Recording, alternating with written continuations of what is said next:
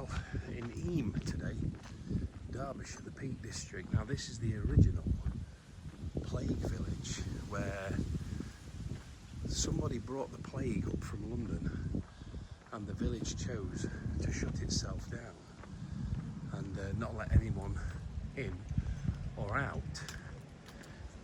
A lot of history to this place. Beautiful place as well, look at it. Wonderful, beautiful day as well.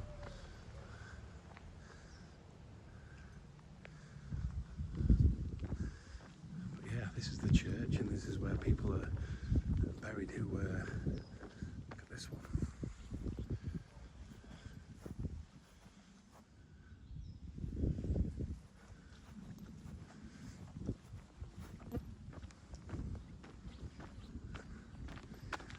There's some more graves around here. I'll show you some down here. That's the sundial.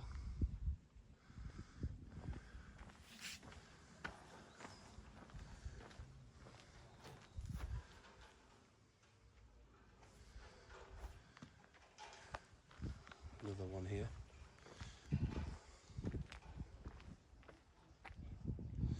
It's like the original COVID back in the day. But let's go and have a look in the church. I've been here before, to be honest. It's a beautiful place. But we'll go and have another little gander, see what's happening. Eyam Parish Church. Let's go and have a look.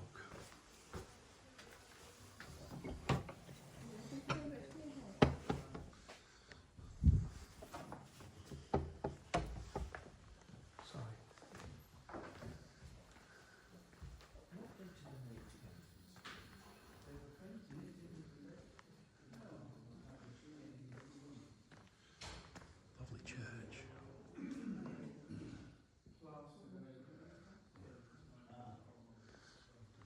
Beautiful font.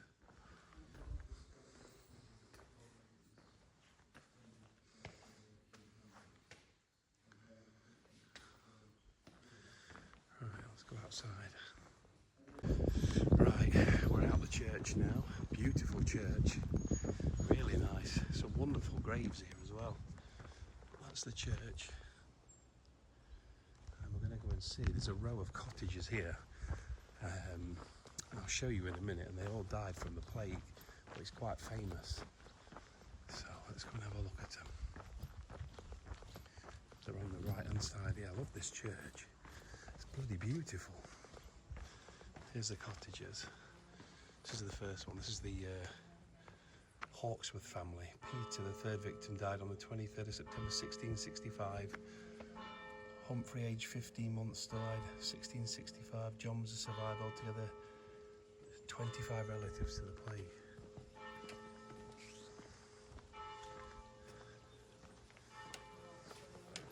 Hello. Another one here.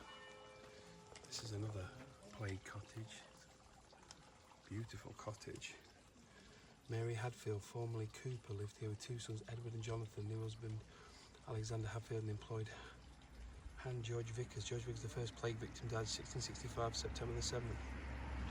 Mary survived but lost 13 relatives. I mean, these are known as the plague cottages. Collect moments, not things. Very true.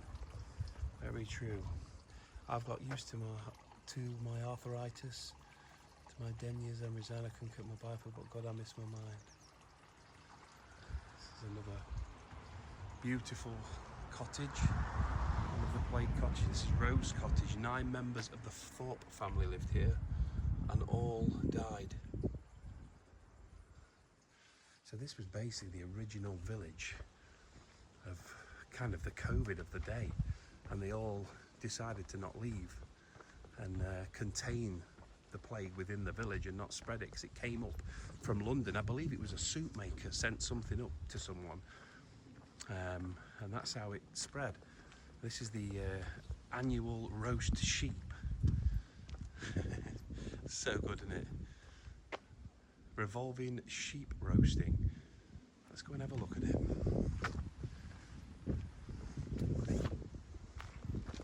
where they roast a whole sheep, fresh from the farm shop. You can see all the sheep fat. You still see the sheep fat. And then this is the sheep roast. The roasting spit is used each year on Carnival Day and is a firmly fixed village tradition established in 1951 as part of the Festival of Britain celebrations. I can't believe that. You can still see the sheep fat. That's amazing. Love that. That's where they were set up, because obviously it wasn't that long ago. Right, on we go. Now at Eyam Hall, 17th century family manor house in historic walled garden. Look at that for a place. I don't think you can get in. Can you? Took the risk. What a beautiful house.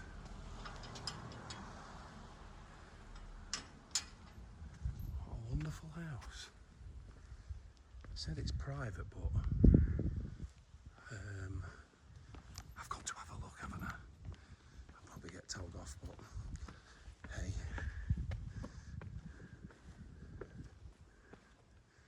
Well, there, this is Eyam Hall.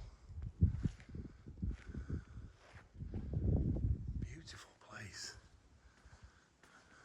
Look at the knocker. Please ring the bell.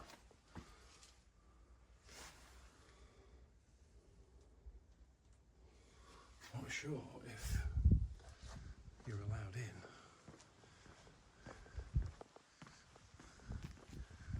We've got to look. Oh. Yeah, that's Eyam Hall for you. I'm not sure what it is, but it says private. So there must be a function. Right, I don't know what this is, but we're going to have a look. It's like a tourist information centre. I don't really see these anymore. I used to use them when I was younger. My mum went shopping on a Saturday, so my dad used to take us to the tourist information centre. And then we picked somewhere to go for the day on the Saturday. But the stocks were probably... Ah. So the stocks are here. When were they put up? I can't still say, but these are the stocks. These are the old stocks. When you were naughty, you get put in the stocks.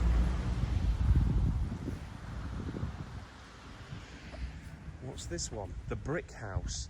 Unique in Eyam, for all the other buildings are in stone. It was once an inn called Stag's Parlour, converted into a private residence in 1828. Beautiful Christmas tree with the lights still on, by the way. And this is it, the Brick House. Unusual for this place. It's actually called the Brick House. Because all the other buildings in this place are stone, as you can see. That beautiful stone. That's back to the Eyam Hall. Now this is the market hall. The building was used by farmers' wives to sell their eggs, butter, cheese and poultry on market days. It was restored in the 19th century. It's now an information centre. Let's have a gander.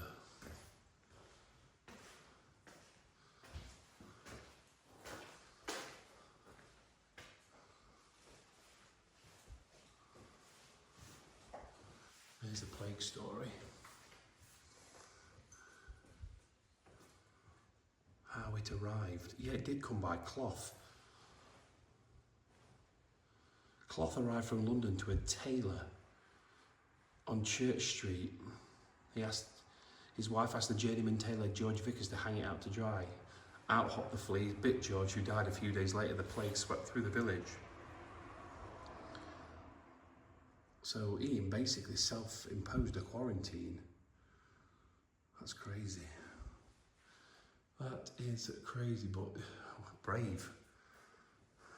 Selfless as well. Right, onward bound. Right. Back into the village. What we got here? Let's cross over.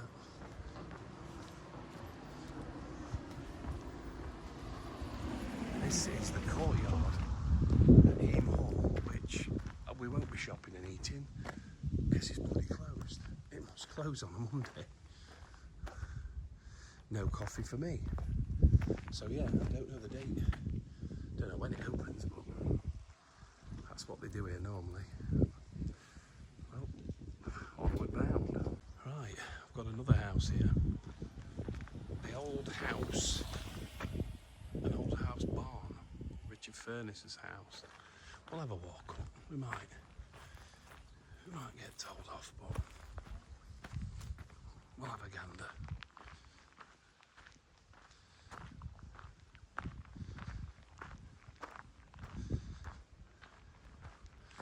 $16.15 this one. No one's seen me yet.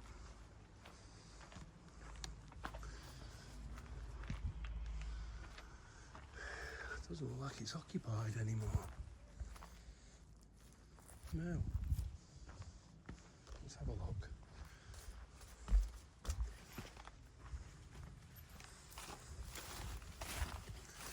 Beautiful house. No, there's nothing left to it.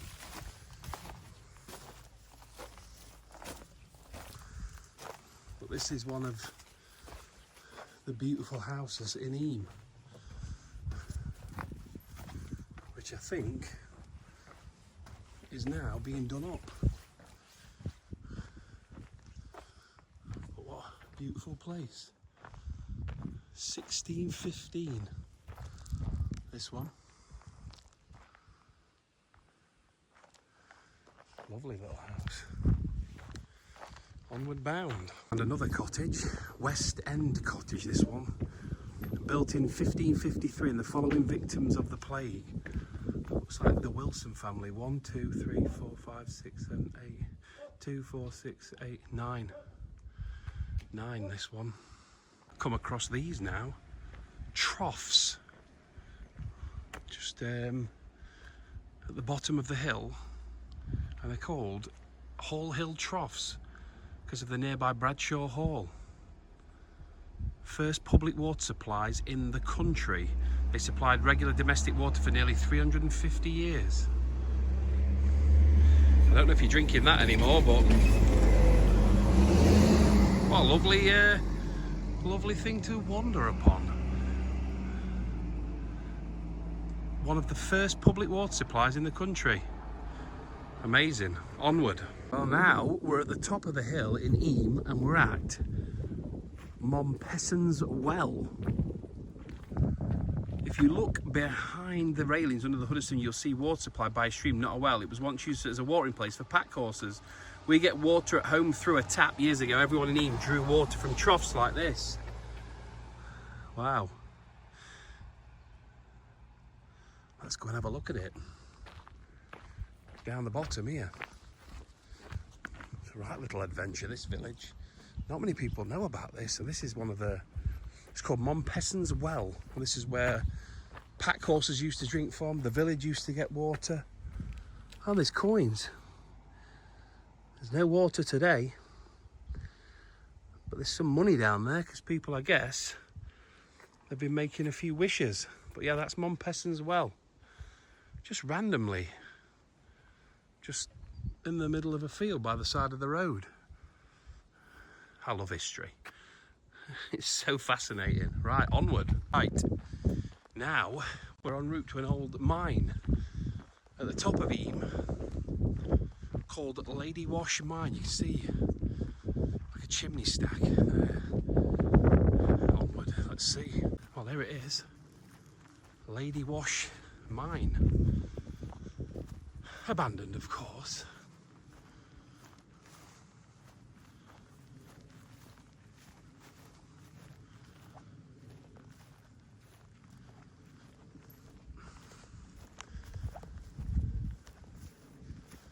Don't know what we'll be able to see.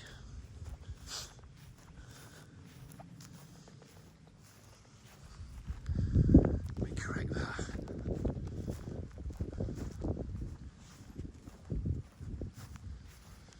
Let's have a look.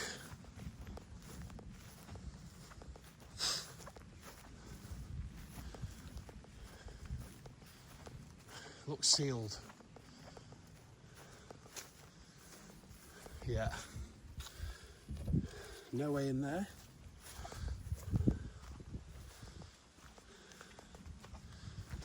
So we might not get in it. Beautiful view though. No, oh, there's always an explorer that finds a route. I ain't brought my torch though, annoyingly.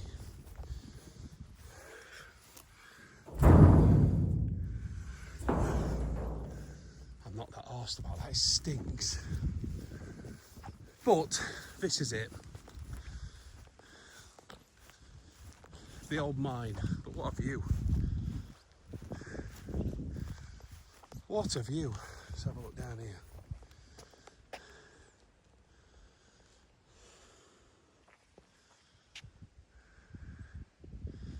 Well, there you have it. Lady Wash Mine.